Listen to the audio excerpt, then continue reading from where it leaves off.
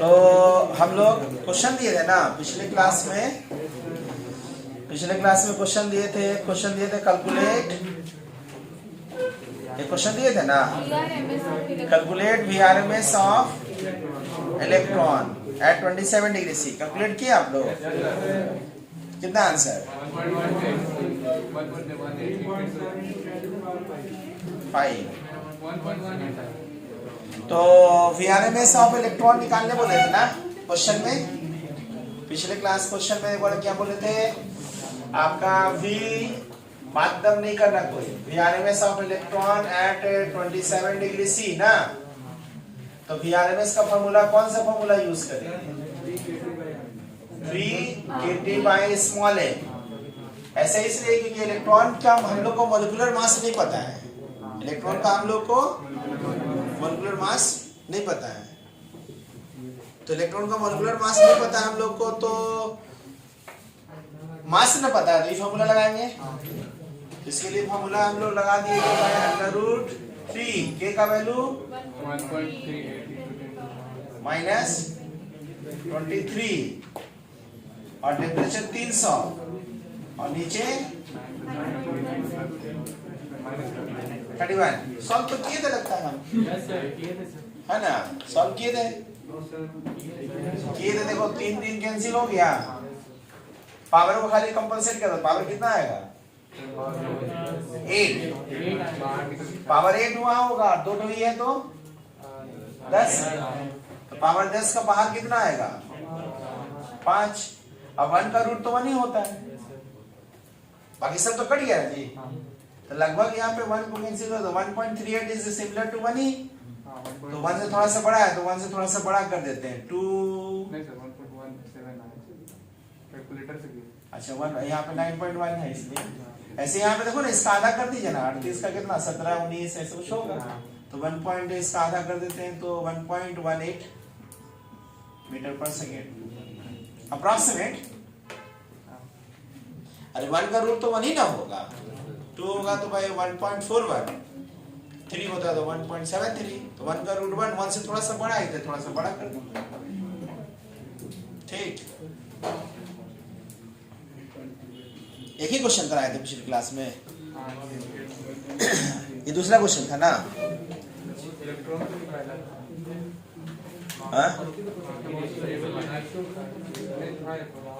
एक क्वेश्चन और था, तो अगला क्वेश्चन लिखिए। Next question, if VRMS of unknown gas X2, VRMS of unknown gas X2, X2 पर गैस है, अननोन गैस, पता नहीं कौन सा गैस है, at 27 degree C is 300 metre पर second. 300 metre. Calculate its VRMS, V average, VMP। Calculate, अच्छा फिर से निकालो ना, calculate its VRMS, V average and VMP and at 927 degree C। पहले जो दिया हुआ दूसरा टेम्परेचर पे दिया हुआ है, अभी हम दूसरा टेम्परेचर पे पूछे। हाँ 927 degree C। If VRMS of unknown gas X2 at 27 degree C is 300 meter per second, then calculate VRMS, V average and VMP at 927 degree C। Calculate करिए जल्दी से, 2 मिनट टाइम दे रहे हैं, 2 मिनट के बाद बताएंगे। देखिए उतना लेट होगा मतलब गलत बना रहे हैं आप। देखिए VRMS दे दिया है आपको 300 मीटर पर सेकेंड, और VRMS का फॉर्मूला क्या है? क्वेश्चन में टेम्परेचर दिया हुआ है, जो VRMS दिया हुआ है T1 टेम्परेचर मतलब 27 मतलब 27 डिग्री मतलब 300 केल्विन, और सेम गैस का VRMS पूछा है कि क्या होगा, फॉर्मूला तो ये नहीं लगेगा। अब बहुत लोग क्या कर रहे हैं ना कि VRMS दिया हुआ है तो सब कुछ रख करके मॉलिक्यूलर मास निकाल लेते हैं। टेंशन काहे निकालेंगे, बोला ही नहीं तो इक्वेशन 1 इक्वेशन, आप इक्वेशन 2 को इक्वेशन 1 से डिवाइड कर दीजिए ना, नहीं, इक्वेशन 2 को इक्वेशन 1 से डिवाइड कर दीजिए। जो नहीं निकालना है वो रेशियो ले लीजिए। निकालना नहीं, अगर इक्वेशन है तो रेशियो लीजिए, आसान है। जो नहीं निकालना वो अपने आप एलिमिनेट हो जाएगा, काहे को निकालेंगे। तो इक्वेशन में देखो तो V2 by V1 common factor क्या क्या बचा यहाँ, T2 बाई, और T2 कितना है 927 मतलब 1200, T1 27 मतलब तो बाकी कितना हो जाएगा, तो 4 का वैल्यू 2। तो V2 निकालना है तो V2 का वैल्यू क्या होगा 2 इंटू V1, V1 कितना तो 600 मीटर पर सेकेंड। फिर V आपको RMS निकला ये, this V2 is a VRMS, लेकिन आपसे पूछा क्या है जी V एवरेज। तो रेशियो आपको सिखाए थे ना, रेशियो सिखाए थे कि V एवरेज होगा, V एवरेज का वैल्यू होगा 0.91 इंटू क्या करिए, और VMP होगा 0.82 इंटू इतना मीटर पर second. This is answer. Ratio याद नहीं रहेगा तो सॉल्व करते रहिए, आंसर आएगा नहीं, मुश्किल है। इसमें आधा लोग क्या कर रहा होगा कि वो मोलिकुलर मास नहीं है, निकाल लेते हैं, फिर वैल्यू पुट कर देते हैं। काहे पुट करेंगे, रेशियो निकालते हैं ना।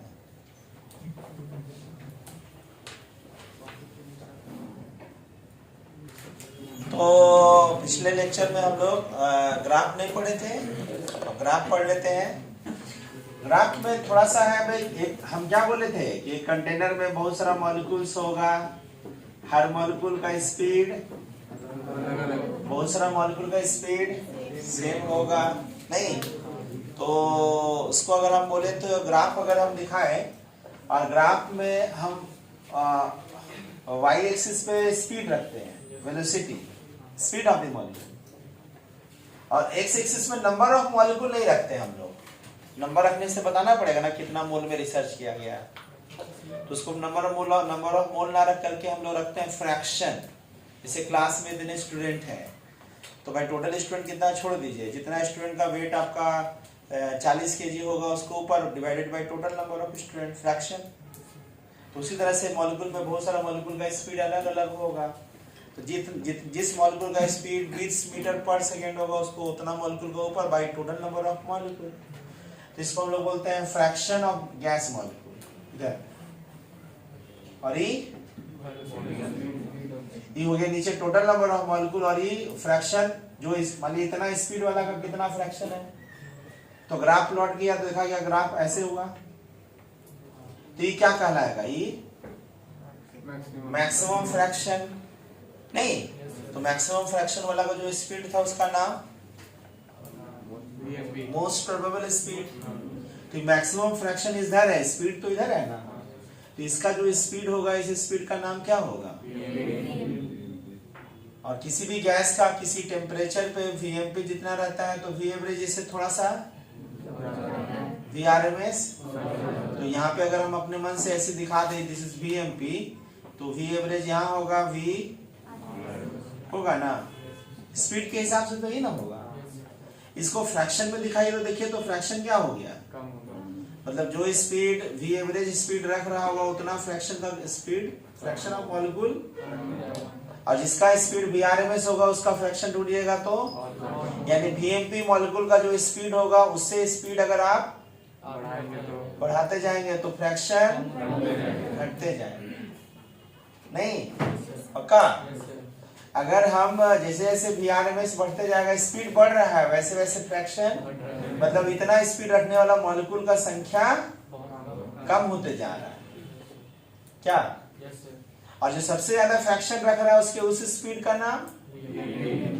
अब इसी में ना इसी ग्राफ को, भाई ग्राफ का पैटर्न तो पता चल गया, this is fraction of molecule और स्पीड, ठीक।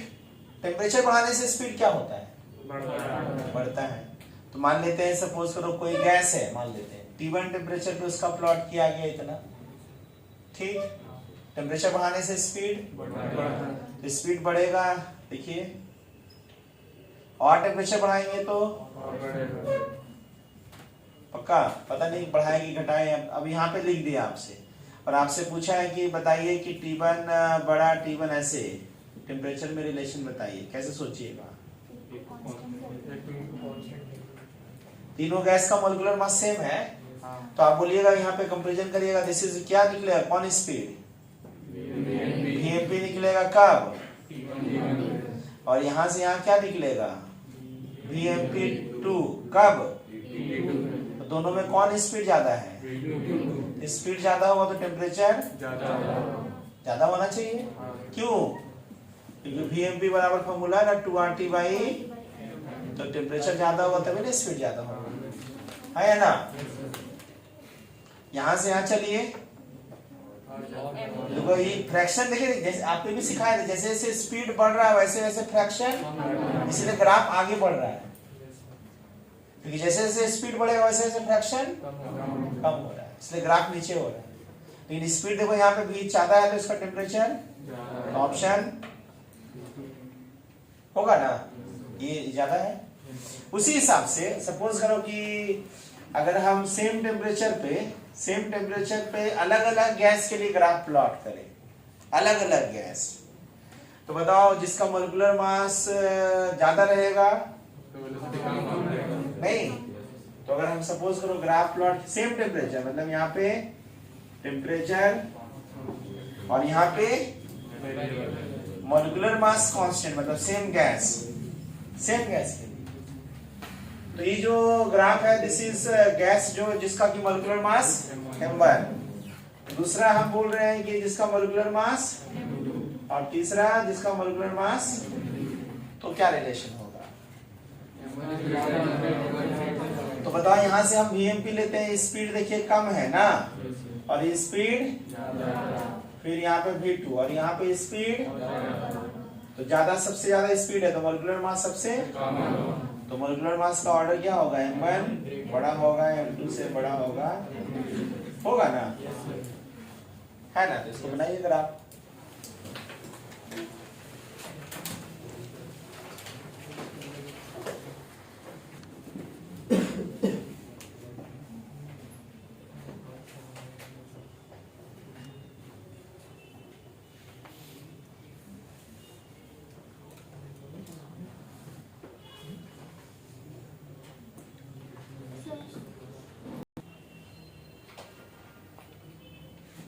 हो गया क्या, नोट कर लिए,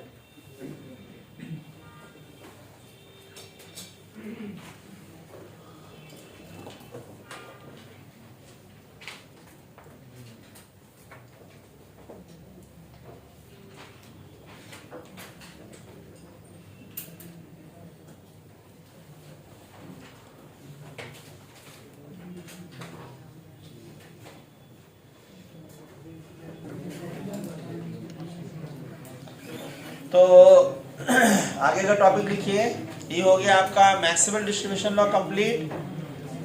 आगे का हेडिंग लिखिए Graham's law of diffusion, Graham's law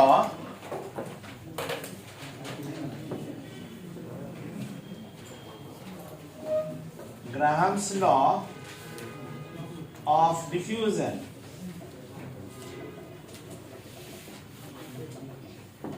तो ग्राहम्स लॉ ऑफ डिफ्यूजन में सबसे पहले हम लोग पढ़ेंगे कि डिफ्यूजन होता क्या है,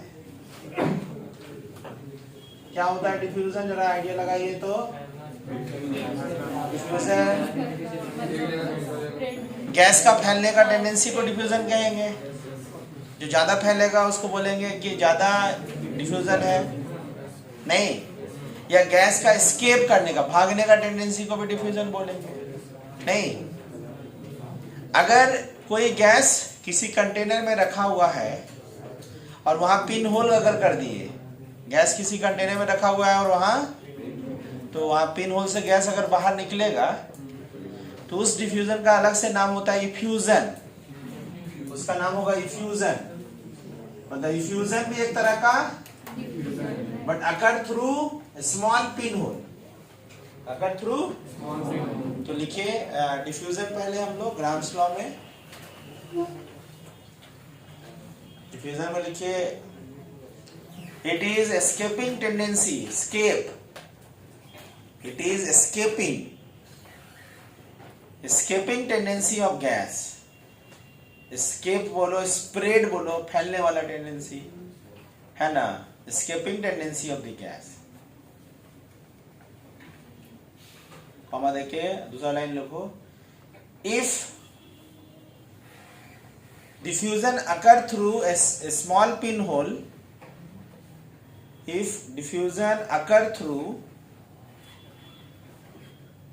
a small pinhole, अगर डिफ्यूजन एक स्मॉल पिन होल के थ्रू अगर हो, small, then it is called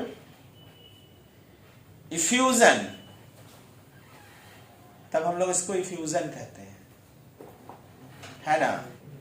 small pin hole is known as, तो ग्राहम्स का लॉ जो है ना डिफ्यूजन के लिए भी वैलिड है, और कभी कभी क्वेश्चन आप बनाइएगा ना इसका, तो हो सकता है कि क्वेश्चन में डिफ्यूजन टर्म नहीं लिखता है, वो सब टर्म लिखना भूल छोड़ देता है, खाली बोल देगा एक कंटेनर है उसमें एक पिन होल है उससे गैस इधर उधर जा रहा है, तो पिन होल से अगर गैस इधर उधर का बात हो रहा है मतलब डिफ्यूजन या इफ्यूजन वाला कॉन्सेप्ट वाला ग्राहम्स लॉ वाला फॉर्मूला लगेगा, ठीक, अपने से डिटरमाइन हो लेना।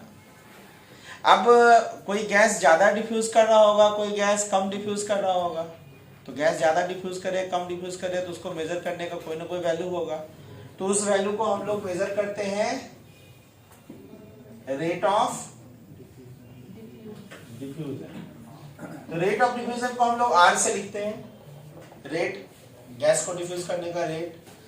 तो आर को लिखने का तरीका है कि आर को हम लोग लिखेंगे n/t, मतलब किसी कंटेनर में गैस रखा हुआ है, गैस उससे निकल रहा है तो मॉलिक्यूल निकल रहा होगा, कितना मॉलिक्यूल बाहर निकला उसी नंबर ऑफ मॉलिक्यूल को हम लोग मोल में मेजर किए। कभी ग्राम लिखा रहेगा क्वेश्चन में ना, कितना ग्राम डिफ्यूज किया, तो ग्राम में हम लोग मेजर कितना मॉलिक्यूल निकला उसे ना मतलब है, हो सकता है कोई एक ही मॉलिक्यूल निकला होगा 10-15 ग्राम हो गया होगा, नहीं, अब कोई पता चला हजारों मॉलिक्यूल निकला होगा लाखों करोड़, तभी एक आध 2 ग्राम है, ग्राम में भले कम है लेकिन मॉलिक्यूल वाइज तो ज्यादा, जो ज्यादा मॉलिक्यूल डिफ्यूज करेगा उसको ना डिफ्यूजन ज्यादा होगा क्या।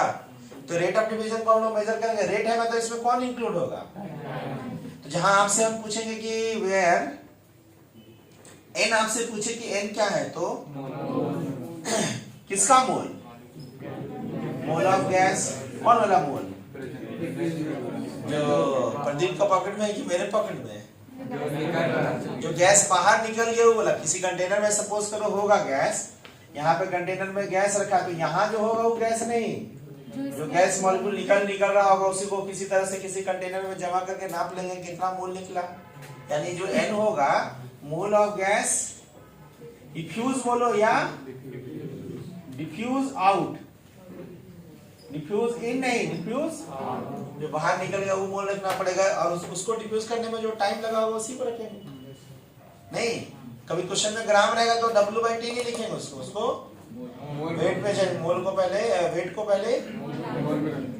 या रेट ऑफ डिफ्यूजन को मेजर करने का दूसरा तरीका होगा V/T, V, तो V क्या होगा जी, वॉल्यूम ऑफ गैस, कौन सा वॉल्यूम ऑफ गैस, डिफ्यूज या इफ्यूज, डिफ्यूज आउट। जैसे सपोज करो यहां से कोई गैस निकला है ना, उस गैस को किसी कंटेनर में बंद करके रखें, तो आपको हम बोले ना कि वॉल्यूम जब भी बात करेंगे तो वॉल्यूम के लिए पहले बताना होगा कि आप उस गैस को किस प्रेशर में किस टेम्परेचर पे रख रहे हैं, तो जो गैस बाहर निकलेगा उसको किसी प्रेशर टेम्परेचर पे रखिएगा तो कुछ ना कुछ वॉल्यूम ऑक्यूपाई करेगा ना, तो जो वॉल्यूम बाहर निकला ठीक, उसका कुछ वॉल्यूम होगा किसी प्रेशर टेम्परेचर पे, तो उसी को हम लोग वॉल्यूम निकलेंगे, बचा हुआ नहीं, सब कुछ क्या बाहर, रेट में जो भी वैल्यू होगा वो बाहर। या रेट ऑफ डिफ्यूजन को हम लोग P/T लिखते हैं, P जहां पे क्या होगा, प्रेशर ऑफ गैस, कौन सा,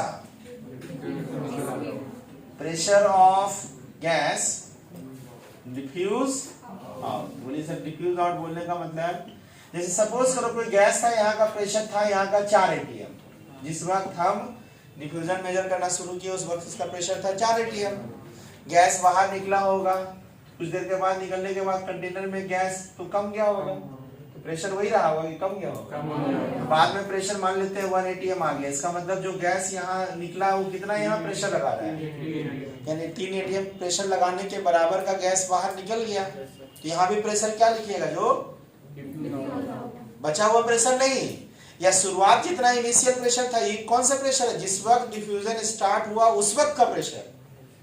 वाला प्रेशर कौन सा प्रेशर है? जो टी टाइम पे। कभी कभी ऐसा भी लिखते हैं डी बाई टी, जहां पे डी होगा डिस्टेंस, डी होगा कौन सा डिस्टेंस? गैस मॉलिक्यूल के द्वारा ट्रेवल, माने हम परफ्यूम यहाँ पे रखे तो गैस मॉलिक्यूल फैल के कुछ तो डिस्टेंस ट्रेवल करता है ना, वो तेजी से फैलेगा मतलब ज्यादा डिस्टेंस ट्रेवल करेगा। तो distance travel by the in T time, मतलब डिस्टेंस मतलब डी बाई टी। यहाँ पे आर को हम लिख रहे हैं डी बाई टी, मतलब डी जो है डिस्टेंस हो गया। डी कौन सा डिस्टेंस?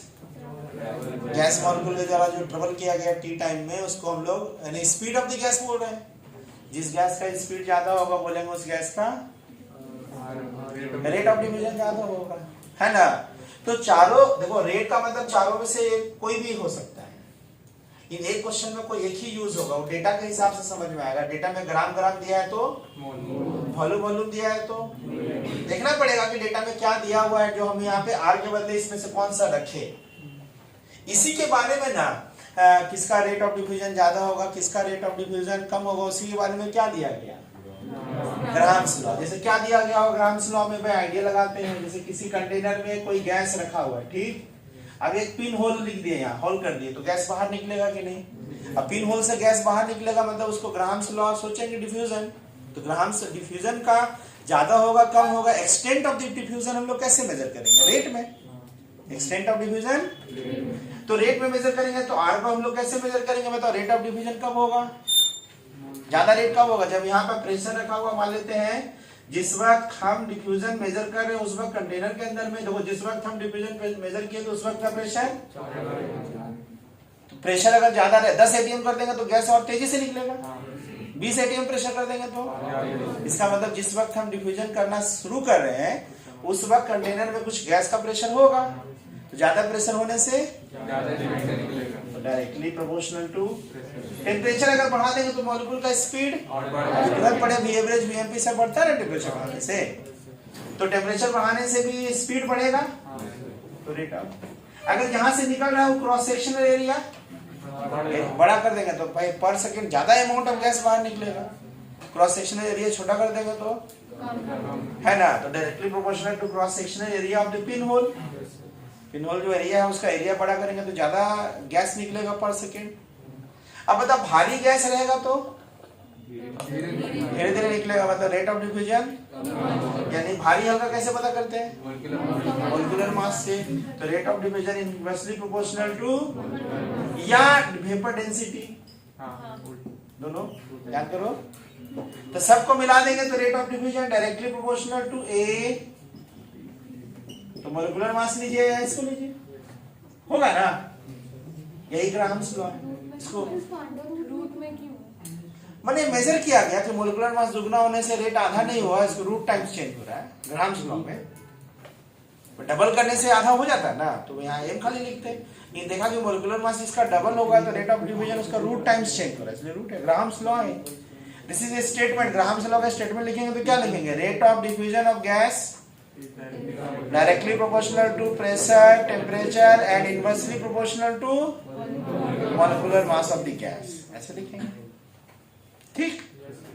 सपोज करो यहाँ गैस ऑक्सीजन रखेंगे तो मॉलिक्यूलर मास ऑक्सीजन का, गैस नाइट्रोजन रखेंगे तो, अगर मॉलिक्यूलर मास यहाँ नाइट्रोजन और ओजोन का मिक्सचर रखे तो जिसका रेट, अगर रेट मिक्सचर का बात कर रहे हैं तो ऐसा भी हो सकता है कि जैसे यहाँ पे क्लास में है, सब लोग बोलेंगे बम है भागो, तो सब लोग एवरेज फोर्स से भागेगा कि अपना अपना। तो हम हो सकता है कंटेनर में अगर 2-3-4 गैस लिखेगा तो बोलेंगे गैस बाहर निकलना है तो भाग रहा है, तो भाग रहा है तो सब अपना अपना नहीं भागेगा। तो जिसका रेट ध्यान रखना, अगर हम यहाँ मिक्सचर भी ले ले और मिक्सचर में अगर हम ऑक्सीजन का बात करेंगे तो molecular mass as a overall हम बोलेंगे क्लास से स्टूडेंट निकलने का रेट पर दूसरा कोई मेजर कर रहा है, तो भाई बोलेगा सारा मिक्सचर का इतना मोल मिक्सचर आया, तो रेट अगर मिक्सचर का बात करेंगे तो मॉलिक्यूलर मास। अगर रेट मिक्सचर का हो तो प्रेशर भी मिक्सचर का मतलब टोटल प्रेशर लेना होगा। अगर सपोज करो किसी कंटेनर में 2-3 गैस है और उस गैस में हम इंडिविजुअली सब गैस का बात कर रहे हैं, तो ऑक्सीजन का बात कर रहे हैं तो यहाँ पे भाई ऑक्सीजन का प्रेशर मतलब उसका पार्शियल प्रेशर रखना होगा। जिसका रेट अंडरस्टूड है। क्वेश्चन के हिसाब से जैसा डेटा देगा वैसा यूज कर सकते नहीं। इसको लिखिए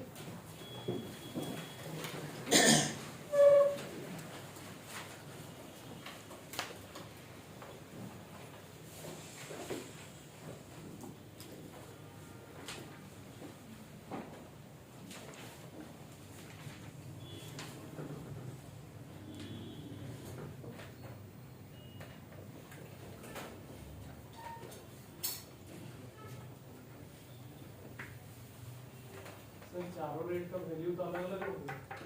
चारों मतलब तो इधर जो n/2 हाँ, रेट का यूनिट अलग होने से वैल्यू अलग होगा।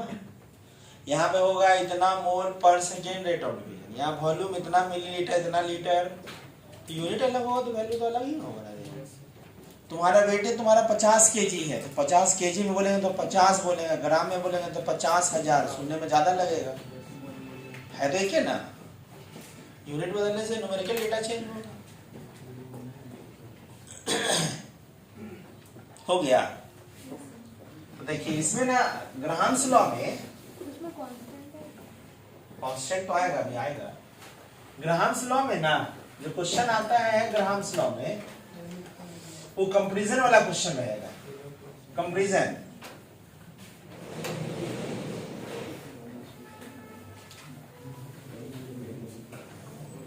देखिए कंपैरिजन वाला क्वेश्चन क्या होगा, चलो ध्यान दीजिए इधर। जैसे सपोज करो किसी कंटेनर में कोई गैस रखा हुआ है, इसका पिन होल का कुछ अपना एरिया होगा, दूसरा कंटेनर में भी पिन होल का एरिया, दोनों का एरिया सेम। जनरली एरिया अलग अलग नहीं रहेगा, इसलिए क्वेश्चन में देखिएगा ना, एरिया सेम करने के लिए क्वेश्चन क्या बनाएगा कि हो सकता है दो कंटेनर ले, एरिया हो सकता है थोड़ा बड़ा भी चेंज हो जाए, इसलिए क्या गैस रखते हैं उसको पूरा खाली कर देते हैं, फिर उसी में दूसरा गैस ऐसे बोलेगा भरे। मतलब बोलने का सेंस एक ही है कि एरिया क्रॉस सेक्शनल सेम रहे, है ना, क्रॉस सेक्शनल एरिया। बट हम दोनों कंटेनर अलग लिखे, यहाँ पे गैस है यहाँ भी, और दोनों का रेट ऑफ डिफ्यूजन मेजर करना है, तो इसका रेट ऑफ डिफ्यूजन मान लिया कोई गैस अलग है, यहाँ गैस अलग है, दोनों का रेट ऑफ डिफ्यूजन अलग। अब जिस वक्त हम रेट ऑफ डिफ्यूजन मेजर कर रहे होंगे उस वक्त का कोई गैस होगा तो प्रेशर होगा ना, प्रेशर उस वक्त का शुरुआत में, तो उस वक्त का जो प्रेशर होगा यहाँ पे प्रोपोर्शनलिटी हटा के कांस्टेंट लिख सकते हैं ना, तो जो प्रेशर होगा और उस वक्त का जो गैस यहाँ रखा हुआ होगा। अगर सपोज करो ये गैस मिक्सचर है और रेट हम मिक्सचर का मेजर करें तो मोलिकुलर मास, और ऐसा भी हो सकता है उस मिक्सचर के अंदर में ओजोन का अगर रेट मेजर कर रहे हैं, क्योंकि अपना अपना हम बोलेंगे ना क्लास से भागने का हम मेजर करें, हम बाहर में है तो स्टूडेंट से क्लास भाग रहा है तो उसका रेट क्या है, तो हम स्टूडेंट को as a whole student count करेंगे। यानी हम बोलेंगे अच्छा ठीक है बॉयज का भागने का रेट कितना, गर्ल्स का कितना रेट है, दोनों का सेपरेट करें, तो बॉयज अगर रेट ऑफ डिफ्यूजन और यहाँ पे गर्ल्स तो यहाँ प्रेशर ऑफ द गर्ल्स, ऐसा नहीं बोलेंगे क्या, जिसका रेट पक्का। तो यहाँ पे हम R2 बोल रहे हैं, तो यहाँ पे जिसका रेट और उसी का, अब दोनों को इक्वेशन 1 और इक्वेशन 2 को अगर हम लोग रेशियो ले ले तो इक्वल टू बाई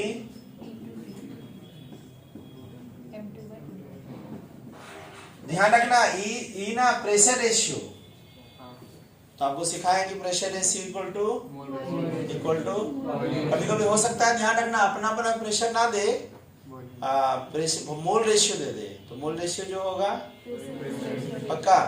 तो कोई भी क्वेश्चन ग्राहम्स लॉ का अगर दिखे, ग्राहम्स लॉ का क्वेश्चन कैसे पता चलेगा ग्राहम्स लॉ का है, क्वेश्चन में बोल देगा डिफ्यूजन, समझेंगे ग्राहम्स लॉ, कभी डिफ्यूजन कुछ ना बोले, बोल दिया कंटेनर पिन होल से गैस इधर उधर जा रहा है, तब भी हम अपने से समझ लेंगे।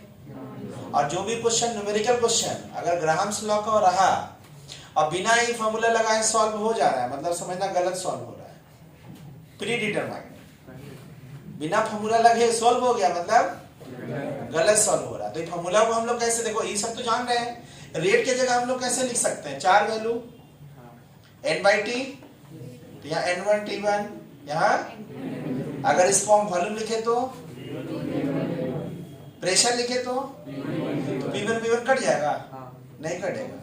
ये प्रेशर वह प्रेशर है जिस वक्त डिफ्यूजन स्टार्ट हुआ, मतलब 4 ATM, और यहाँ जो प्रेशर होगा वो जो प्रेशर बाहर निकले, दोनों अलग अलग ना होगा, भले नोटेशन एक ही लगता हो लेकिन वैल्यू तो अलग होगा ना। और डिस्टेंस वाला ले तो d1 by d1 cross section area same है तब ना कट गया, अगर अलग अलग एरिया हो तो एरिया भी लेंगे क्या। तो क्वेश्चन पहले हम लोग बनाते हैं, क्वेश्चन क्या कराएंगे पैकेज से कराएंगे, ठीक रहेगा। और थोड़ा सब्जेक्टिव क्वेश्चन कराते हैं, सब्जेक्टिव क्वेश्चन में थोड़ा सा कॉन्सेप्ट ज्यादा ठीक होता है, तो पैकेज से क्वेश्चन कराते हैं सीपीपी, है ना। तो पैकेज एक बार निकालिए सब लोग को, पैकेज जिसके पास होगा वीडियो में अपना पैकेज निकाल के क्वेश्चन देख लेना पड़ेगा। पैकेज निकालिए, दीजिए तो पैकेज दीजिए तो जरा, पेज नंबर पैकेज में सब लोग निकालना है, पेज नंबर 83 है, पेज नंबर 83। यहाँ पे वीडियो में भी दिखा दे रहे क्वेश्चन, उल्टा दिखेगा का, उल्टा ही दिखेगा वीडियो में लग रहा है, हाँ? अच्छा ये देखो क्वेश्चन नंबर हम लोग 16 से बात करेंगे, अभी 16 से डिस्कशन करेंगे पूरा 19 तक, 16 इसलिए 16 ही से दिखा रहे हैं, हाँ पेज 83, हाँ 16 से लेके 19 तक गैसीय स्टेट।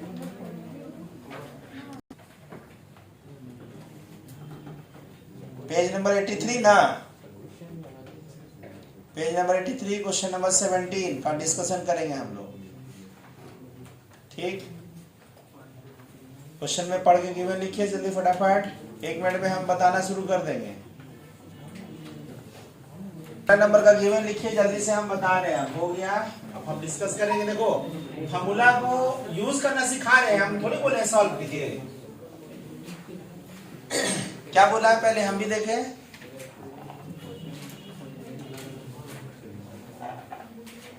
क्या बोला है, कंटेनर में क्या रखा है, नाइट्रोजन गैस लिखा है, और इसका कितना मोल, 1 मोल नाइट्रोजन को डिफ्यूज करने में टाइम कितना लग रहा है, 38 सेकेंड लग रहा है डिफ्यूज करने में ना। और नाइट्रोजन जब डिफ्यूज कर रहा है उस वक्त का इनिशियल प्रेशर दिया हुआ है 0.8 इतना, पक्का लिखा है। फिर उसके बाद क्या बोला है,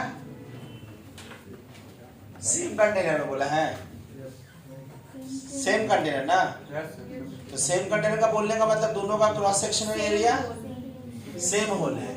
इसमें क्या रखा गया, एक जिनन का और फ्लोरीन का कंपाउंड, पता नहीं कौन कंपाउंड है, तो कंपाउंड ऐसी जिनन और फ्लोरीन का कंपाउंड तो बहुत सारा हो सकता है ना, कौन कंपाउंड है पता नहीं, बट इसका भी कंपाउंड का भी कितना मोल, C4 कंपाउंड, 1 मोल को डिफ्यूज करने में टाइम कितना लगा,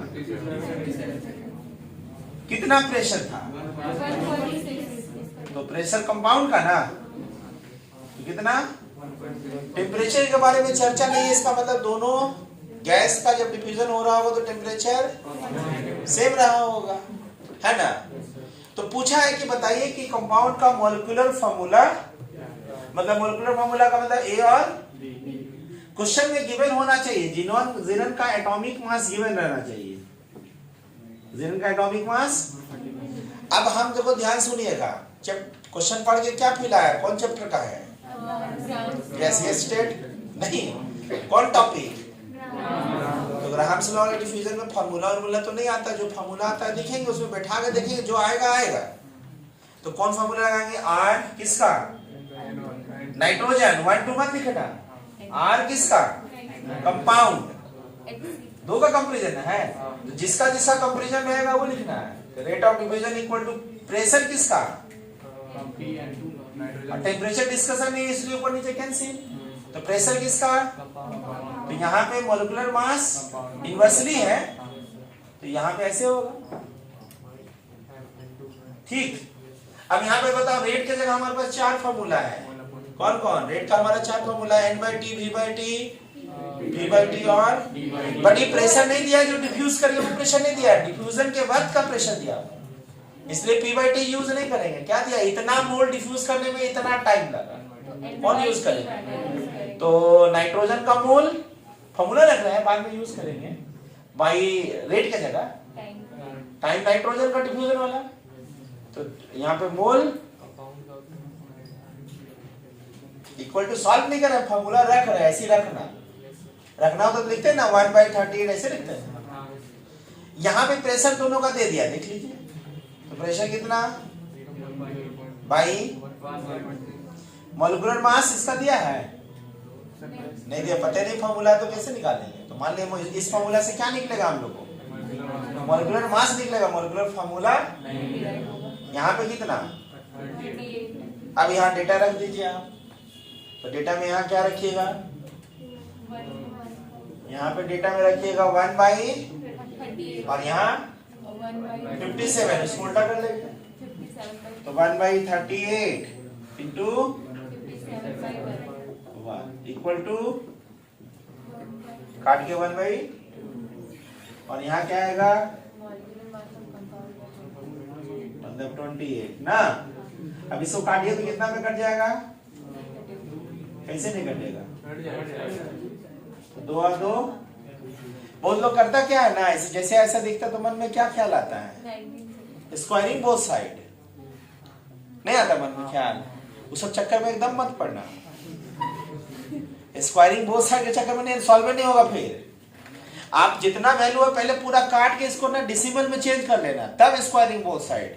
पहले अगर किए तो बाद में फिर से तो भाई रूट ओवर मल्टीप्लाई भी करना पड़ेगा, लास्ट में तो डिवाइड करना ही पड़ेगा, है ना। डेसिमल में चेंज कर तब स्क्वायरिंग बोथ साइड। ठीक, बचा क्या, और तो बताओ molecular mass of compound squaring both side 28 मतलब। अब गौर करो फॉर्मूला हमारा पूछा है तो CaFB ना, अगर जिनन का मिनिमम 2 एटम भी रखेंगे तो 262 तो इसी का हो जाएगा। तो जिनन का इससे पता चला कि 1 एटम से ज्यादा नहीं होगा। मॉलिक्यूलर फॉर्मूला ना, कोई मेटल नॉन मेटल थोड़ी है, नॉन मेटल में हमेशा मॉलिक्यूलर फॉर्मूला पूछ रहा है। तो जिनन का अगर हम 2 एटम भी रखेंगे तो अकेले 200 इससे पार हो जाएगा, नहीं पार हो रहा है। अगर 1 एटम का 131, 2 एटम का 262, जबकि है कितना, इससे पता चला कि जिनन एक ही एटम होगा। मतलब इससे पता चल गया कि भाई फॉर्मूला किसमें चेंज होगा, CaFB। अब इसी का निकालिए, जिनन का 130 और बी का वैल्यू इंटू फ्लोरीन का, और दो सबका सम, इसको उधर लेके माइनस करिए तो बी का वैल्यू अप्रॉक्स होल नंबर में लाइएगा 6, होल का वैल्यू 6 आएगा, होगा ना। उससे फॉर्मूला आ गया। और आपको ये भी याद होगा बॉन्डिंग में डिसाइड किए थे हम लोग, जिनन के पास एक भी अनपेयर्ड इलेक्ट्रॉन नहीं होता, जम कर करके जब भी होगा तो 2 अनपेयर्ड, 4 अनपेयर्ड, 6 अनपेयर्ड होगा। कभी भी ऑड नंबर ऑफ कंपाउंड जिनन नहीं बनाता, हमेशा इवन, जैसे सल्फर हमेशा इवन बनाता है, वैसे ही भी। तो अगर ऑप्शन रहेगा ना, ऐसे सपोज करो ऑप्शन रहता कुछ ऑड वाला, एक ही ऑप्शन रहता है इवन वाला, तो काहे के लिए सॉल्व करते हो, वही टिक लगा देते। ये क्वेश्चन आईटी एग्जाम में आया, सेम क्वेश्चन, ठीक है ना, कॉपी करिए। तो मैंने गिवन लिखने के बाद, देखो गिवन लिखने के बाद हम किए क्या, भले फॉर्मूला पूछा था लेकिन हम क्या किए कि क्वेश्चन डिफ्यूजन का है तो बिना ही फॉर्मूला लगाए तो अप्लाई होगा नहीं। इस फॉर्मूला में जो जो डाटा दिया हुआ रखते गए, अपने आप जो दिख रहा है जो अननोन कंपाउंड है, तो मॉलिक्यूलर मास से मॉलिक्यूलर फॉर्मूला आएगा। अब तुम पहले ही सोचने लगो फॉर्मूला पूछा है, इसमें तो फॉर्मूला है, ये नहीं बनाएंगे, फिर क्या है ना। बिना डिफ्यूजन वाला क्वेश्चन है, बिना ही फॉर्मूला लगाए तो सॉल्व होगा नहीं। आपका काम है कि जो जो डेटा है सोच के अंदाजा मत पुट कर देना, सोच के रखिएगा, क्वेश्चन कम बनाइएगा, उसका एफिशिएंसी ज्यादा होगा।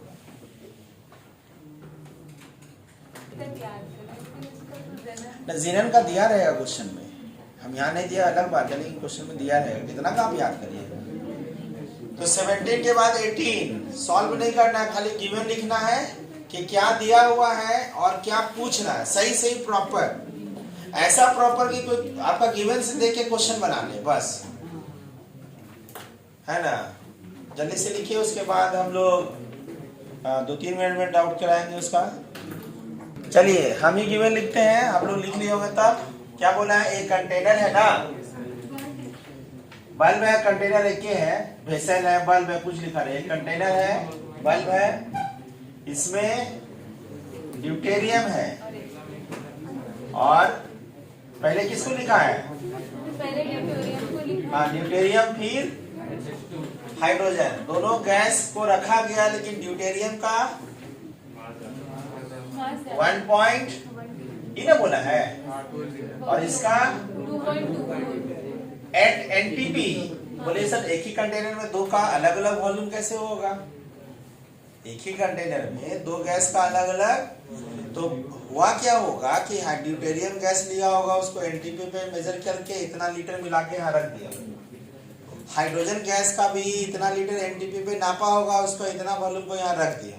ऐसे रखा, एक ही कंटेनर में दो और वॉल्यूम कैसे ऑक्यूपाई करेगा? ठीक। और जैसे ही एनटीपी वॉल्यूम देखते हैं ना, तो हम लोग को मन में ख्याल आता तुरंत इसको मोल में बदल दो। और डिफ्यूजन वाला क्वेश्चन में तो मोल में तो चेंज होता करना ही पड़ेगा, मतलब जरूरत पड़ेगा तो मोल में चेंज। अब बोला कि इसी बल्ब से एक दूसरा फुल्ली इवैक्यूएटेड बल्ब होगा। फुल्ली इवैक्यूएटेड का मतलब इधर साइड में वैक्यूम है, कोई गैस भी नहीं है, कुछ गैस भी, उसको कनेक्ट करते हैं विथ स्मॉल ओपनिंग। लिखा है ना शायद कहीं क्वेश्चन में डिफ्यूजन टर्म नहीं लिखा हो, देख लो, डिफ्यूजन नहीं लिखा है, फ्यूजन में खाली स्मॉल ओपनिंग। मतलब कौन टॉपिक? ग्राम्स लॉ लगेगा। और यहाँ बोल रहा है कि एक स्टॉप कॉक लिखा है, स्टॉप कॉक मतलब स्क्रू से। अब इसको बोला कि कुछ समय के लिए ऐसे लिखा है ना शायद, कुछ समय के लिए खोलते हैं, फिर इसको तो खोलेंगे फिर बंद करेंगे, तो इधर क्या आएगा? ड्यूटेरियम भी आया होगा और हाइड्रोजन भी आया होगा, पक्का। तो लास्ट में क्वेश्चन क्या पूछा है कि जो इधर साइड सेकेंड बल्ब जिसमें हम लोग ड्यूटेरियम और हाइड्रोजन दोनों आया है, तो उसमें दोनों का परसेंट बाई वेट कितना, ये ना पूछा है। तो इसमें पूछ लेंगे कि ड्यूटेरियम का पूछ लेंगे परसेंटेज, ड्यूटेरियम का निकालना चाहते हैं, परसेंट बाई वेट ना, परसेंट ड्यूटेरियम बाई, तो क्या निकालिएगा? इस कंटेनर में ड्यूटेरियम का कितना वेट है और इसमें कितना इसका वेट है, अब प्लस। देखो सारा जो कह रहा है उसको लिखते जाइए, लेकिन लास्ट में माइंड मेकअप रखिए कौन सा लॉ का है। तो बिना फॉर्मूला लगाए तो सॉल्व होगा नहीं, लेकिन डायरेक्ट फॉर्मूला ही लगा दे सीधे सीधे नहीं, पहले गिवन प्रॉपर लिखेंगे, जहां तक सॉल्व होगा तब ना सोचेंगे क्या निकालना है। तो निकालना है, तो निकालने के लिए एक डेटा और दिया हुआ है कि भाई डिफ्यूजन करते करते बाद में देखें तो यहाँ पे कितना 0.1 ग्राम बच गया। इसका मतलब शुरू में इतना ग्राम, इसका मतलब शुरू में ज्यादा होगा, कुछ गया होगा, कुछ बचा होगा। तो पहले कितना था, और आंसर लाना है कि दोनों का वेट अगर आ गया तो आंसर आ जाएगा। तो जहां तक आप सोच पा रहे हैं वहां तक करिए, तो लास्ट तो उपाय है फॉर्मूला। तो पहले देखो यहाँ पे इतना लीटर है, ये एसटीपी पे है, एनटीपी पे है, तो इसको मोल कैसे निकालेंगे जी? गिवन वॉल्यूम बाई 22 कितना 0.5 इतना मोल, तो वेट कितना होगा? ये कौन सा मोल होगा? इनिशियल। तो मोल कितना होगा जी? वेट कितना? एटॉमिक मॉलिक्यूलर मास तो 4 होगा ना ड्यूटेरियम का। अरे एटॉमिक मास ड्यूटेरियम ही है तो 2 है तो 4 होगा ना। तो कितना होगा? यानी शुरू में 0.2 ग्राम था, डिफ्यूजन के बाद कितना ग्राम, तो बाकी कहाँ गया? तो कितना गया होगा? तो इसका वैल्यू देखो, ई और ई पता किसका खाली है? तो हाइड्रोजन के बारे में कुछ चर्चा है? हाँ, हाइड्रोजन के बारे में एक ही चर्चा है, शुरू में कितना था, कितना बचा वो दिया रहता तो माइनस कर लेते तो आंसर आ जाता। तो डिफ्यूजन का कोई रोल ही नहीं था, नहीं दिया, इसका मतलब वहां इसका वैल्यू कैसे आएगा? डिफ्यूजन से नहीं आएगा। अरे हाइड्रोजन के बारे में भी बोलता कि इतना ग्राम बच गया, तो यहाँ पे निकाल के माइनस कर देते हैं, बट तो दिया नहीं ना यहाँ। तो नहीं दिया है तो आपको निकालना क्या है? हाइड्रोजन का कितना मोल यहाँ आया है, कितना वेट आया है, तो यहाँ से यहाँ किस प्रोसेस के थ्रू आया है, उसका सोल्यूशन कहाँ से आएगा? Grams law. तो ग्राम्स लॉ में कौन formula? Rate of diffusion of hydrogen by deuterium. ये क्या लगाए, मिश्रण क्यों नहीं लगाए भाई? इसका वैल्यू पता है हमको कि कितना गया, ये वैल्यू पता नहीं, निकालना है। अरे रेट का मतलब क्या होता है? n/t होता है ना। तो n कौन सा होता है? मोल जो बाहर गया, मतलब जो वहां गया वही तो निकालना है हम लोग को। तो रेट की जगह अगर लिखिएगा तो इसको क्या लिखिएगा, हाइड्रोजन का मोल कौन सा मोल बाई टी, ड्यूटेरियम का कौन सा मोल, दोनों के लिए टाइम सेम है क्या लग, तो टाइम कट गया, तो इसमें से कौन मोल पता है आपको, ड्यूटेरियम का मोल, वहां मोल नहीं पता है, वेट पता है ना 1 ग्राम, इसको मोलिकुलर मास से डिवाइड करेंगे तो आ जाएगा ना मोल, तो ये मोल पता है लेकिन ये मोल नहीं पता है, यहाँ से यहाँ क्या हुआ थ्रू, तो डिफ्यूजन वाला फॉर्मूला है, तो क्या करेंगे जिसका रेट उसी का प्रेशर, उसी का प्रेशर, टेम्परेचर के बारे में जी दोनों का टेम्परेचर तो एक कंटेनर में इकोनॉमी में अलग, इकोनॉमी में थोड़ी अलग होगा क्या, और यहाँ क्या लगाएंगे,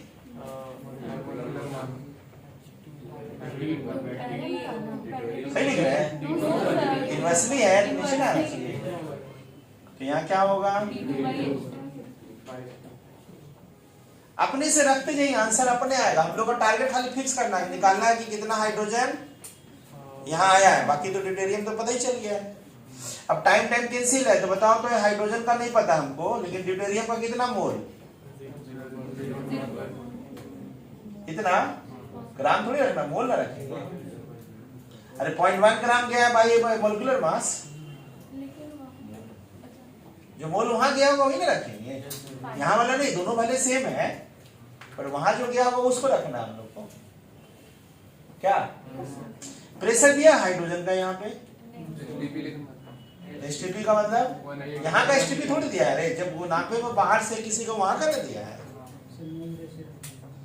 तो याद करो इस कंटेनर में इसका वॉल्यूम डबल है तो मतलब मोल भी, और यहाँ का मोल आता है, तो मोल रेशियो वॉल्यूम रेशियो, और तो याद करो भले प्रेशर नहीं दिए तो हमको तो चाहिए रेशियो है ना, इसका वॉल्यूम कितना है,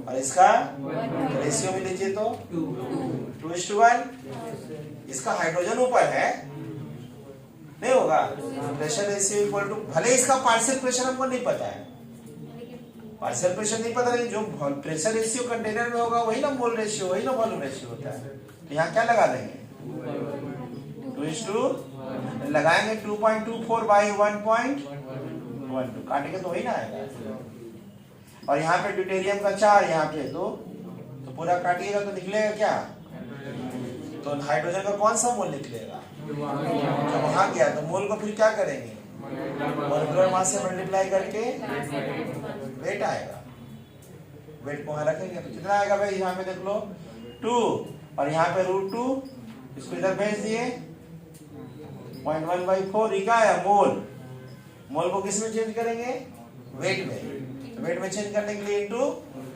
तो मोलिकुलर मास, तो मोलिकुलर मास मतलब वेट ऑफ हाइड्रोजन कितना आएगा 2√2 इंटू 0.1/4 इंटू 2 में कैंसिल हो गया, तो ये 2 कैंसिल, यहाँ पे 2 कैंसिल, बचा कितना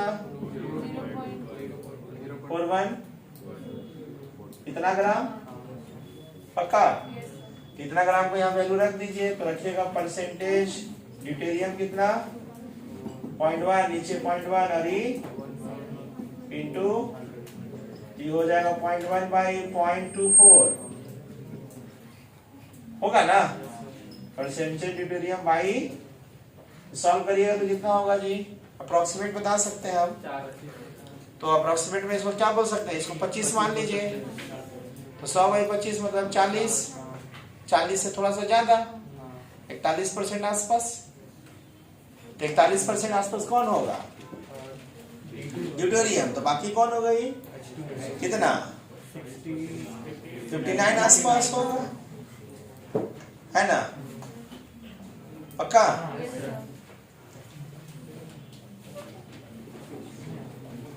तो पेशेंस से रखना पड़ेगा, क्वेश्चन सब्जेक्टिव है नॉट ऑब्जेक्टिव, तो पेशेंस रख के सारा डेटा सोच सोच के लिखना पड़ेगा, इसी को सही से गिवन, इन्हें ये पढ़ के जैसे तैसे लिख दिए हो गया गिवन, ठीक है ना।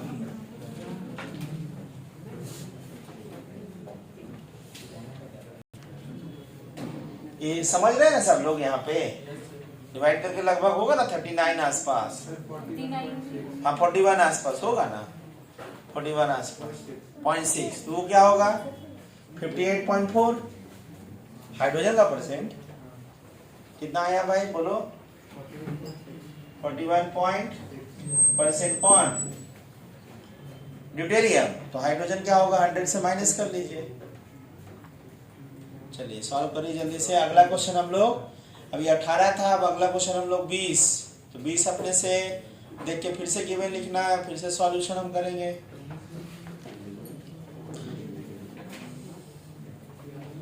उन्नीस नंबर सीपीपी का पेज नंबर 83 है ना, उसका 19 नंबर का गिवन जल्दी लिखना है, तुरंत डिस्कशन करेंगे। यहाँ देखिए बता रहे हैं, अब आपस में डिस्कशन नहीं, जो बोला है देखना। क्वेश्चन मेरे पास अभी नहीं है, लेकिन हम बता रहे हैं कि कंटेनर में हीलियम है ना,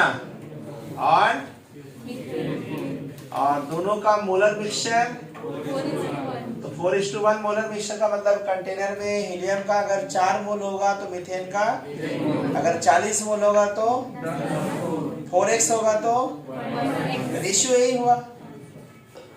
और यहाँ का प्रेशर दे दिया, मतलब कौन सा प्रेशर होगा, टोटल प्रेशर ना, 20 बार, तो टोटल प्रेशर ही इसमें कंट्रीब्यूशन होगा हीलियम का भी। और आप चाहिएगा तो पार्शियल प्रेशर निकाल सकते हैं, मोल को mole fraction into total pressure निकाल सकते हैं अगर जरूरत पड़ा तो। क्या आप क्या बोला आगे, अब इसमें एक होल हो गया वेसल में, इसका मतलब कौन सा टॉपिक, ग्राहम्स लॉ, फार्मूला लगभग करेगा। एक होल हो गया तो गैस यहाँ से बाहर गया तो फिर क्या बोल रहा है, तो बाहर कौन क्या होगा, बाहर कौन को क्या होगा, तो पूछा क्या, तो वो जो गैस बाहर गया होगा इनिशियली शुरुआत में, बाद में छोड़ दीजिएगा तो बाद में तो सब मिक्स हो जाएगा।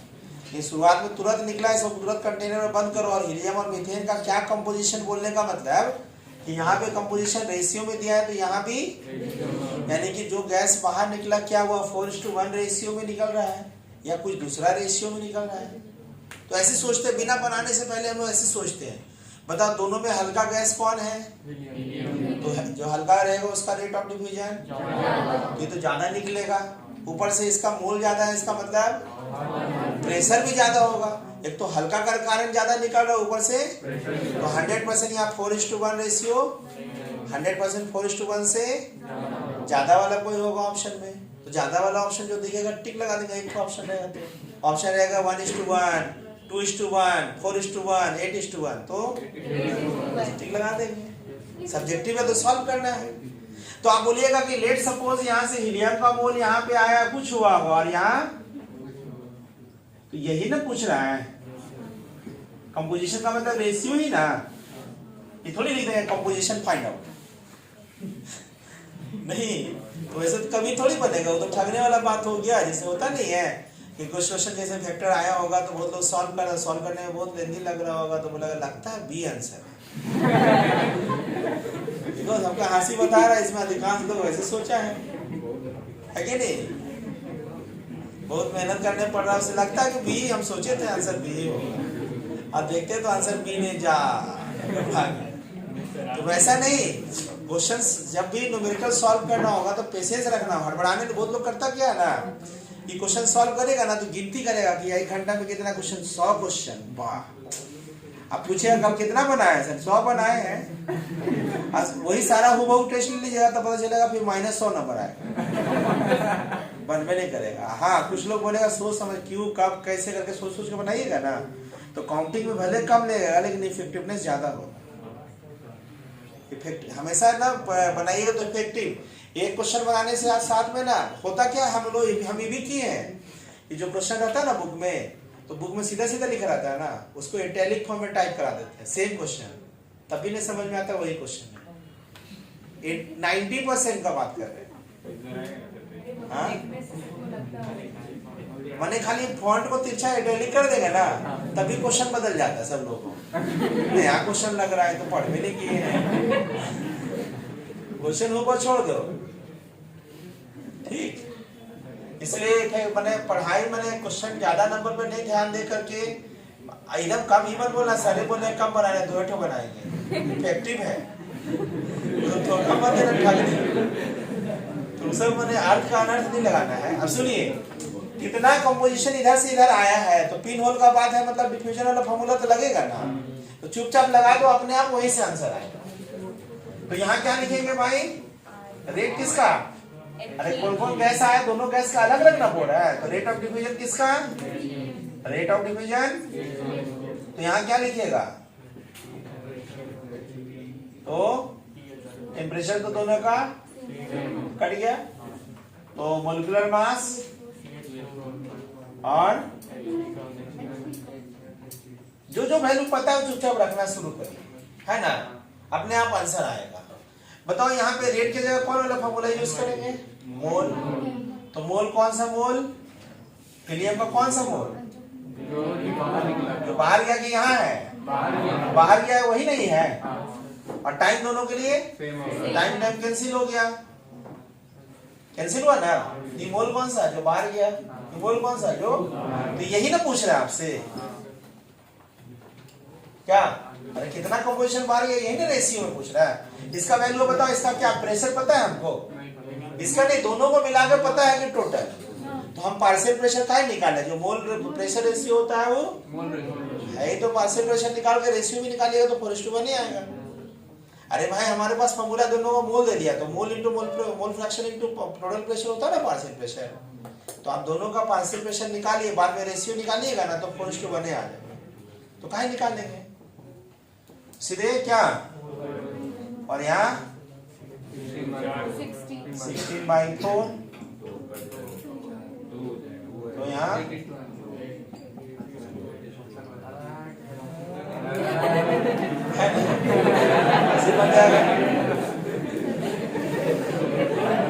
कौन बता दिया था आंसर, हम कहाँ बताए, आप बता दिए थे, तुम लोग तो बोला कि ज्यादा होगा, तो हम बोल दिए 8:1, लग रहा था ना सुन के, अरे सोचो ना, अरे ये हीलियम हल्का भी है तो ज्यादा गैस बाहर जाएगा, ऊपर से प्रेशर ज्यादा हो गया तो और ज्यादा जाएगा, तो जो भी रेशियो आएगा 4:1 से तो ज्यादा ही ना होगा।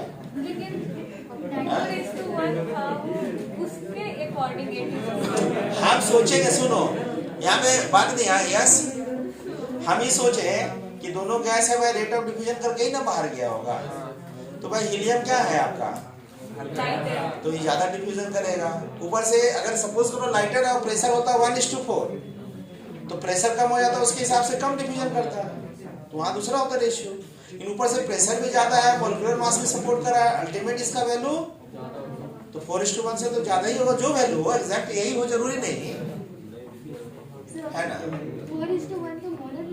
हाँ हाँ, तो जो मोल ज्यादा होगा तो पार्शियल प्रेशर तो ज्यादा इसी का ना होगा, किसी का कंटेनर में मोल ज्यादा होगा तो उसका पार्शियल प्रेशर ज्यादा नहीं होगा, ज्यादा, हाँ भाई जिसका मोल ज्यादा होगा उसका मोल फ्रैक्शन ज्यादा होगा, टोटल प्रेशर तो एक ही होगा। चलिए सॉल्व करिए, आप 16 बनाना है, 16 सब लोग सॉल्व करिए और गिवन लिखिए। 16 क्वेश्चन थोड़ा सा पुराना कॉन्सेप्ट से मिसिंग मैचिंग है, इसका मतलब है कि लाइटर होगा, लो देखो यहाँ फिर से लिखते गिवन, एक कंटेनर में ऑक्सीजन, प्योर ऑक्सीजन, प्योर लिखे थोड़ा सा प्रेशर दे देता हूँ, प्योर ऑक्सीजन रखा हुआ है, सुन लो ध्यान से, गिवन बात नहीं कोई, ऑक्सीजन को डिफ्यूज करने में टाइम लग रहा है 200, ध्यान सुनना बात को, मतलब क्या है बात का, 224 सेकेंड लग रहा है, ठीक, जबकि एक ऑक्सीजन है और कोई अननोन गैस X है, पता नहीं कोई गैस होगा, इसमें 80% ही है और कुछ परसेंटेज का कुछ डेटा नहीं दिया है, तो क्या बोलिएगा, परसेंट बाई मॉलिक्यूल ही होगा क्या, तो इसको डिफ्यूज करने में टाइम लग रहा है 200, अब कितना डिफ्यूज किया, दोनों का कंपैरिजन कर रहा है, तो कंपैरिजन करने में दोनों का वैल्यू तो सेम ही डिफ्यूज किया तब ना कंपैरिजन कर रहा है, अभी नहीं बोले इसको जाने में आधा घंटा लग रहा है, उसको जाने में 20 मिनट, इसका मतलब दोनों को कंपैरिजन करें, मतलब दोनों एक ही जगह गया होगा, मतलब इनिशियल पॉइंट सेम होगा, लास्ट डेस्टिनेशन भी सेम होगा, तभी ना कंपैरिजन करेंगे क्या, इसका मतलब है कि जितना डिफ्यूज अमाउंट, तो मान लेते हैं अपने मन से बोल रहे हैं कि भाई ऑक्सीजन का भाई X मोल डिफ्यूज किया या A मोल, तो मिक्सचर का भी मिक्सचर का ना टाइम दिया हुआ है, मिक्सचर का है एक्स का है, तो मोल मिक्सचर का भी कितना होगा, मतलब सेम मोल को डिफ्यूज करने में इसका इतना टाइम लग रहा है, लेकिन जबकि इसका कम लग रहा है। और प्रेशर के बारे में जिक्र नहीं है, इसका मतलब दोनों का प्रेशर सेम होगा, टेम्परेचर भी नहीं है, मतलब वरना तो सेम गैस का भी डिफ्यूजन करने में टाइम अलग अलग लग जाएगा, अलग अलग प्रेशर में डिफ्यूज करिएगा। तो पूछा क्या आप, इतना गिवन हुआ, यानी यहाँ जो गैस रखा हुआ है उसका मॉलिक्यूलर मास x कैसे आएगा। माइंड तो मेकअप है हम लोग का कि ग्राम्स ला वाला क्वेश्चन है, फॉर्मूला तो लगभग करेगा, फॉर्मूला तो बाद में लगाएंगे हम लोग, तो बिना लगे तो सॉल्व होगा नहीं। लेकिन हम लोग सोचेंगे मॉलिक्यूलर मास x का निकला, तो बताओ सब कुछ किसके बारे में जिक्र है, मिक्सचर, यहाँ भी मोल, फॉर्मूला में मॉलिक्यूलर मास किसका आएगा, तो मिक्सचर का मॉलिक्यूलर मास किसी तरह से अगर हम निकाल लेते हैं तो हम लोग को याद है ना, मिक्सचर का मॉलिक्यूलर मास याद करिए equal to mole fraction oxygen का molecular mass, mole fraction x का मॉलिक्यूलर मास, मोल फ्रैक्शन देखो 80% है तो कितना, ऑक्सीजन का मॉलिक्यूलर मास, इसका 20% मतलब, और आपको पूछ रहा है क्या, आप बताइए तो किसका पूछा है, मिक्सचर का, आपको चाहिए इसका, ये वैल्यू कब आएगा जब आपको, यानी टारगेट होना चाहिए कि भाई हम किसी तरह से मॉलिक्यूलर मास ऑफ निकाल के रख दीजिए तब आंसर आएगा। अब भाई लेकिन चैप्टर कौन है, कौन टॉपिक है, फॉर्मूला लगा दीजिएगा। फॉर्मूला लगाते समय रखिएगा क्या, रेट किसका, रेट किसका, O2 का, रेट किसका, जब रेट O2 का फिर नीचे रेट मिक्सचर का। अब गौर करना भाई, प्रेशर वेशर नहीं दिया हुआ, मतलब दोनों का प्रेशर टेम्परेचर भी, तो दोनों काट के कैंसिल, खाली बचेगा क्या, मॉलिक्यूलर मास मिक्सचर का, मॉलिक्यूलर मास पक्का है ना। अब रेट की जगह क्या लिखेंगे भाई, मोल बाई टाइम, मोल माने हैं तो मोल दोनों के लिए सेम, तो मोल मान लेते हैं A बाई टाइम कितना, और A बाई 234, ये और ये कैंसिल, बचेगा बाई इक्वल टू, नीचे क्या करेंगे आप, हाँ सबसे फेमस अभी क्या सिखाए थे, पहले काट पे लेना, गलती से स्क्वायरिंग बहुत सारे के चक्कर में पड़ा तो उसका आंसर नहीं आया, तो इसको डिवाइड करिए तो 1 पॉइंट कुछ होगा 04। अरे अपने से करो ना, हम ऐसे करते, अरे कुछ 1 तो दिख ही नहीं रहा है जी, तो कुछ मन किया तो बहुत बहुत नजदीक है, तो 0 लगा के कुछ लिख दो, मैंने आप एग्जैक्ट डिवाइड करो, आप इतना इनटू, आप स्क्वायरिंग बहुत साइड है तो आप इसको स्क्वायर कर दो, यहाँ पे मॉलिक्यूलर मास ऑफ मिक्सचर और यहाँ 32, तो मॉलिक्यूलर मास ऑफ मिक्सचर कितना आएगा, 32 कहाँ से आएगा, इसका अंदाजा में मत जाओ, मल्टीप्लाई करो, हम कर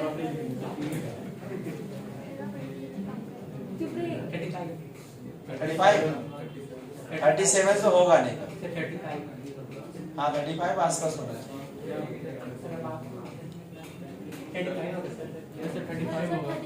ना, वैसे वैसे बोल रहा 35 एग्जैक्ट होगा तो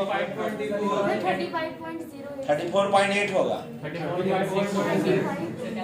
34.6 होगा, मेरा 34 तो 34 पॉइंट अब फॉर्मूला में रख दीजिए, देखिए 56 आ रहा है, तो 34 मोबाइल वाला बस फिक्स रहता है। अब इसमें से रख दीजिए, इसका निकालिए, तो मॉलिक्यूलर मास यहाँ पे क्या होगा, 0.8 इंटू 32, 0.2 इंटू, तो मॉलिक्यूलर मास x का कितना,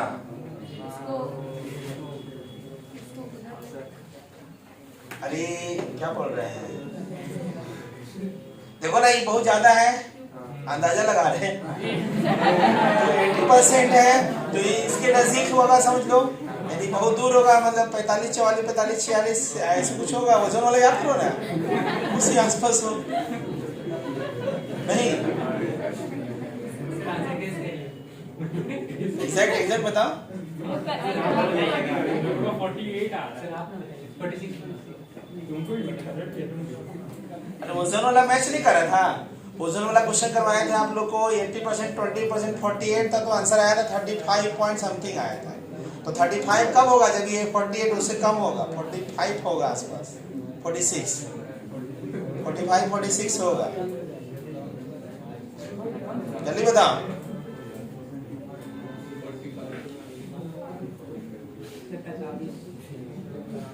पॉइंट बोलो आगे।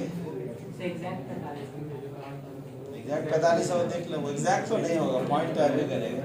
हम इंतजार कर रहे हैं कैलकुलेटर वाला क्या बोलता है।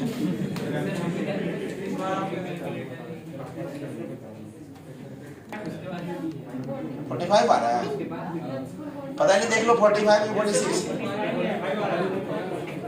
45, हाँ 45 हो सकता है। अगर इसके लिए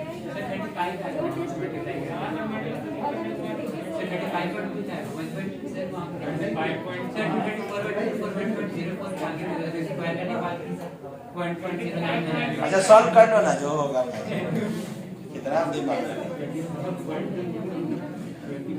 45 भी आ रहा है, सचिन बोल रहा है 45, यानी यहाँ भी चाहिए ना। अच्छा सुनो ना, आगे हेडिंग लिखो तो लास्ट पॉइंट लिखते हैं, सीरीज डिफ्यूजन। क्वेश्चन सॉल्व कर लीजिएगा, अभी 5 मिनट टाइम है, उस 5 मिनट में हम लोग लिख लेते हैं। हेडिंग लिखिए, इसी का एक टॉपिक है, हेडिंग में लिखिए सीरीज डिफ्यूजन। बहुत अच्छा क्वेश्चन है, मतलब एग्जाम में तो अभी आईटी में नहीं आया, इसका पहला ही सीरीज वाला क्वेश्चन करा दिए, 19 था ना, series diffusion, series.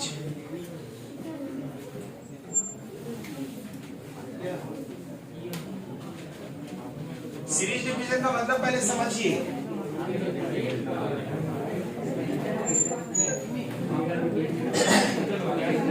Series diffusion, अच्छा सीरीज डिफ्यूजन में ना सुनिए, जैसे अभी हम लोग 19 कराए थे ना क्वेश्चन, तो 19 से कंसर्न नहीं है, देखिएगा 19 में हम क्या बोले थे, हीलियम है और मीथेन, हीलियम और तो हीलियम था और मीथेन था, दोनों का कितना मोल यहाँ दिया हुआ था 4:1, तो 4:1 ना लिख करके माना कि इसका मोल N1 है और ये इसका मोल, मतलब शुरुआत में इतना है डिफ्यूजन से पहले, ठीक। अब दोनों को कनेक्ट कर दिए भाई, पूरा इवैक्यूएटेड है, वैक्यूम है, स्मॉल ओपनिंग और फिर यहाँ पे स्टॉप कॉक लगा दिए, स्क्रू, फिर थोड़ा देर के लिए इसको खोले, फिर बंद कर दिए, तो बंद कर दिए तो यहाँ हीलियम भी आया और तो यहाँ पे आया। तो अभी क्वेश्चन सॉल्व किए थे ना कि पहला गैस निकला इनिशियली, तो कितना रेशियो आया, 4:8:1 था ना उस क्वेश्चन में। तो यहाँ से वो गैस आया, यहाँ का कंपोजिशन को क्या बोल रहे हैं हम लोग, हीलियम का, भाई यहाँ पे लिख देते हैं ऐसे, इसको क्या बोलेंगे, N1 क्या होगा, पहली बार डिफ्यूजन करके जो गैस बाहर आया उसका रेशियो, नहीं हुआ, इसका रेशियो भी निकाले थे ना हम लोग। उसी क्वेश्चन में अगर लिख देते कि मिक्सचर ऑफ गैस दे देता है यहाँ पे 4:1 और आपको बोलता है पहला डिफ्यूजन किया तो यहाँ गैस कितना कंपोजिशन बाहर डिफ्यूज किया फर्स्ट डिफ्यूजन के बाद। अब इसी को ना फिर दूसरा बल्ब से कनेक्ट कर दिए, ये भी पूरा का पूरा फुल्ली इवैक्यूएटेड, और फिर इसको स्क्रू से खोले फिर बंद कर दिए, तो यहाँ भी हीलियम आएगा और तो यहाँ पे जो गैस आएगा उसको यहाँ लिखते हैं ऐसे, यहाँ जो लिखेंगे N1 डबल डैश N2, तो यहाँ डबल डैश बोलने का मतलब है कि सीरीज डिफ्यूजन में दूसरी बार डिफ्यूजन करके कितना मोल ऑफ कंपोजिशन आया, ओरिजिनल से तो नहीं ना, मतलब कि उसको स्टॉप करने के बाद नहीं, इसी को कनेक्ट किया, यहाँ जो आया इसको कनेक्ट किए, फिर यहाँ इसको कनेक्ट करेंगे, फिर आगे कनेक्ट करते हैं, मतलब सीरीज डिफ्यूजन ऐसे बोल रहे हैं। हमेशा इवैक्यूएटेड ही रहेगा, हाँ हमेशा इवैक्यूएटेड होगा, पता चला कोई गैस होगा तो उसका प्रेशर चेंज हो जाएगा ना, ठीक। यहाँ पे देखिए थ्योरी वाला क्वेश्चन है, इसी से कनेक्ट करते करते अब मान लेते nth डिफ्यूजन कर दिए, क्या किए, यहाँ हीलियम आया होगा यहाँ, तो यहाँ पे भाई n का पावर n लगाते, पावर नहीं है, क्या है, this is the composition of the gas after nth diffusion. तो पूछ देगा आपसे कि आफ्टर सीरीज डिफ्यूजन में 4 डिपोजिशन के बाद जो गैस होगा, इफ्यूजन के बाद जो नया गैस कंटेनर में आएगा आफ्टर 4th सीरीज डिफ्यूजन में क्या कंपोजिशन होगा? क्वेश्चन जो हम दिए थे 19 वाला, उसमें पहला डिफ्यूजन था कि भाई इनिशियली जो बाहर निकला उसका कंपोजिशन बताइए। तो ऐसा बोल देगा कि ना 6 डिफ्यूजन के बाद बताइए क्या कंपोजिशन ऑफ द गैस आएगा, या इसी में उल्टा कुछ पूछ देगा। तो कैसे लिखेंगे फॉर्मूला? देखो यहाँ पे अब गौर करो, यहाँ पे दोनों के लिए टाइम, तो रेट ऑफ डिफ्यूजन किसके बराबर? मोल के बराबर। कौन सा मोल? जो मोल डिफ्यूज करके बाहर गया है। तो यहाँ पे रेट ऑफ डिफ्यूजन की जगह क्या लिखेंगे? लिखेंगे ऐसा, जो मोल बाहर गया टाइम कैंसिल इक्वल टू, यहाँ पे क्या होता है? प्रेशर रेशियो इक्वल टू जिस वक्त डिफ्यूजन स्टार्ट हुआ उस वक्त का प्रेशर मोल रेशियो। तो यहाँ क्या, और यहाँ पे अरे जो गैस है उसका मोलिकुलर मास, इसको इक्वेशन यहां से, अब यहां सोचिए, यहां से यहां, तो यहां से यहां जो मोल, यहां ही ना मोल लेंगे, तो जो रेट यहां से यहां जो मोल गया, तो रेट ऑफ डिफ्यूजन का दोनों का टाइम फिर से, तो यहां क्या लेंगे? यहाँ पे क्या लेंगे? N1 ऐसे लेंगे, और यहाँ पे इक्वेशन आगे अगर 3 वाले लिखेंगे तो यहाँ क्या लिखेंगे? गौर करिए, N1 ट्रिपल डैश और E, और यहाँ क्या लिखेंगे? और यहाँ पे करेंगे ऐसे लिखते लिखते अगर Na से डिफ्यूजन कर दिए तो Na से डिफ्यूजन यहाँ क्या होगा? पावर मत समझना, इसको इधर लिख लेते हैं ना, तो समझ लेता बोल दो पावर। अरे n-1 से कम वाला डिफ्यूजन नहीं, इक्वल टू होगा ना। अब सबको क्या करिए, सुनिए, जितना इक्वेशन है सबको मल्टीप्लाई कर दीजिए। तो मल्टीप्लाई करिएगा तो गौर करिएगा, ई वाला इससे कट जाएगा, ई वाला इससे कट जाएगा, आगे करते जाएगा, खाली ई बच जाएगा और लास्ट वाला बच जाएगा। नहीं, फर्स्ट और तो लास्ट वाला का ई वाला वैल्यू बच जाएगा, तो यहाँ लिख देंगे n1, n क्या हो गया? n is the number of diffusion. अगर बोल देगा सीरीज डिफ्यूजन में थर्ड, तो n का वैल्यू 3, मतलब पावर 3 नहीं, थर्ड डिफ्यूजन के बाद क्या रेशियो बचा हुआ रहेगा, होगा ना। और यहाँ पे क्या बचेगा बताइए तो? n1 और यहाँ पे का पावर, यहाँ पे n क्या हुआ? ये ध्यान रखना, ये पावर है, लेकिन ये पावर नहीं है, ये क्या है? ये हो गया ratio of mole after nth diffusion. लेकिन ये पावर है कि कितना डिफ्यूजन बोलेगा, थर्ड डिफ्यूजन, तो पावर यहाँ 3 लगाएंगे, बट यहाँ पे पावर 3 नहीं लगाएगा, है ना। इसलिए इधर n इधर उल्टा कर दे रहे हैं, बहुत कंफ्यूजन नहीं होना चाहिए। मैंने किसका मोल है? ये हो गया ratio of gas, ratio of mole of gas after nth diffusion. और ये कौन सा रेशियो? इनिशियल मोल रेशियो ना, अरे इनिशियल मोल रेशियो नहीं, मेरा सबसे शुरू वाला। और ये n क्या है? पावर। अगर बोलेगा सीरीज डिफ्यूजन में भाई थर्ड डिफ्यूजन, तो पावर 3 देंगे। अगर पहला जो आप हीलियम और मीथेन में लगाएंगे तो कौन सा डिफ्यूजन था? फर्स्ट। यहाँ पावर 1 लगा दीजिए, सॉल्व करिए तो आंसर आ जाएगा। ये वही मोल निकलेगा जो गैस बाहर निकला, उसका रेशियो निकलेगा ना? नहीं, इसको सीरीज डिफ्यूजन में इसको लिख लीजिए। और आज का होमवर्क है कि NMSC का PV इक्वल टू NRT तक 40-60 तक था ना, उसके बाद 60 के बाद देखिएगा तो उसमें वही डिफ्यूजन होगा और डिफ्यूजन होगा और VRMS, VMB, VAverage, यही सब होगा। ठीक, सॉल्व करके आना है सब लोगों को।